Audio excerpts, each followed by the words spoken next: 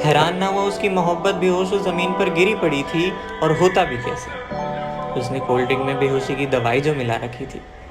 कुछ घंटों बाद जब लड़की की आंखें खुली तो उसने देखा वो ड्रामेबाज उसका सर सहला रहा था। आपको क्या हुआ है? रो रो कर चिल्ला रहा था। सर पे रखा हाथ और उठाकर बिठाया। कुछ आंसुओं के साथ उसे अपने हाथों से पानी पिलाया। वो हड़बड़ाहट में उठी और टाइम देखा तो 6:15।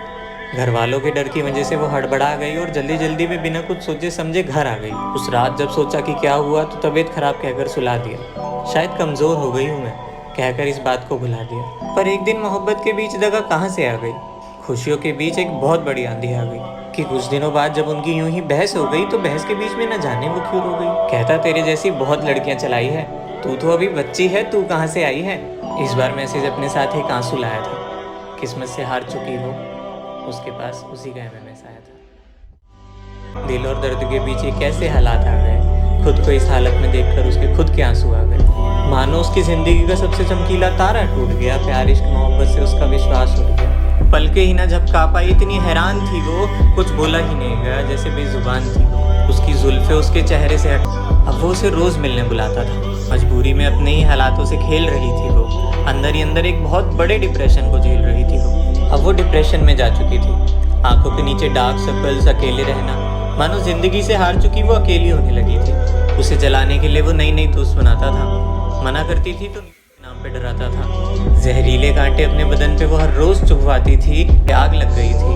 वो कौन सा मनोज दिन था जब वो वहाँ गई थी। सबने समझाया था पर सबको नजरअंदाज करती रही। धोखा दगा इन सब बातों से अनजान थी, इसीलिए उस पर विश्वास करती रही। उसका विश्वास उठ गया था। सुंदर सा फूल मुरझा गया था। बाहर उसे दूर सफा का दिन आ गया था। झूठ बोलकर घर पे जबरदस्ती मिलने जाती थी और कोई रास्ता नहीं था। अंदर ही अंदर घुट कर रह जाती थी। हर बात का इल्ज़ाम उसने खुद पे लगाया। और आज कहानी में एक टर्निंग पॉइंट आया कि आज जब वो टेस्ट में फेल हो गई तो उसने सोच लिया अब और नहीं सहना। कर दिया मैसेज, अब मुझे नहीं रहना। मैं क्या सह रही हूँ ये तुम्हें नहीं बता सकती। बहुत हुआ ये रिश्ता, मैं और नहीं निभा सकती।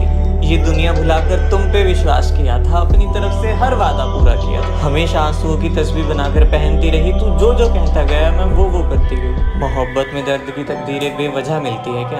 किसी को सच्चे दिल से चाहने पर ऐसी सजा मिलती है क्या? तुम नहीं जानते मैं किस दर्द को गले लगा रही हूँ। अब नहीं सह सकती, मैं जा रही हूँ। इसी के चलते उनकी काफ़ी बड़ी बहस हो गई और सूजी हुई लाल आंखें लेकर वो रोते रोते सो गई। अब सुबह उठी तो पापा दरवाज़ा खटखटा रहे थे। फ़ोन चेक किया तो दोस्तों के कॉल आ रहे थे। आज की सुबह में बहुत कुछ अजीब था। हर तरफ खामोशी थी, रूठा सा नसीब था। कपड़े पहन रखे थे फिर भी अपने हाथों। आज की सुबह में बहुत कुछ अजीब था। हर तरफ खामोशी थी, रूठा सा नसीब था। कपड़े पहन रखे थे फिर भी अपने हाथों से अपना बदन छिपा रही थी। आईने के आगे खड़ी होकर लगातार आंसू बहा रही थी। मानो उसकी ज़िंदगी का सबसे चमकीला तारा टूट गया। प्यार इश्क मोहब्बत से उसका विश्वास उठ गया। ये तूफान कैसा जो एक ज़िंदगी तबाह कर दी थी। गुस्से में आकर उस लड़के ने कुछ फ़ोटोज़ पोस्ट कर दी थी। उसने ऐसा क्यों किया कोई तो बता दे। आधे घंटे तक तो वो कोशिश ही करती रही कि किसी न किसी तरह इसे मिटा दे। मानो नज़र ही नहीं हट रही थी उन तस्वीरों पर से। किसी को बता भी नहीं सकती थी इज्जत के डर से। समझ ही नहीं आ रहा था कि कुछ करे तो करे क्या। इतना सब कुछ हो चुका था, अब जाकर उससे लड़े क्या। पढ़कर इंसान शर्मा जाए, ऐसी ऐसी बातें लिखी थी वहाँ। मन किया ऐसी जगह चली जाए, कोई नहीं हो जहाँ। काफ़ी देर तक जब वो बाहर ना आई तो घर वालों ने उसे पुकारना शुरू किया।